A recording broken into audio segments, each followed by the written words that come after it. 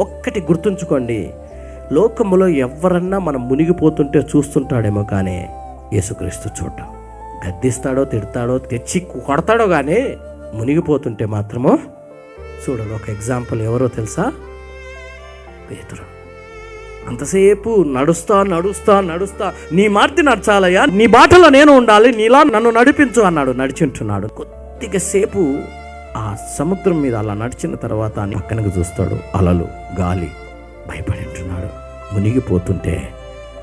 మునిగిపోయేటప్పుడు కేకలు పెడుతున్నాడు, అయ్యా రక్షించని. ఆ వెంటనే యేసయ్య చెయ్యి అందించి పైకి లేవనెత్తింటున్నాడు. మర్చిపోవట.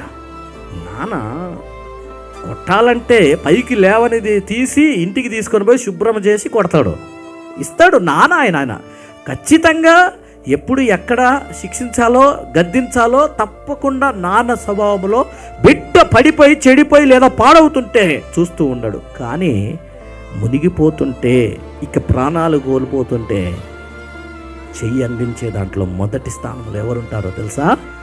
యేసయ్య. ఆయన పేర.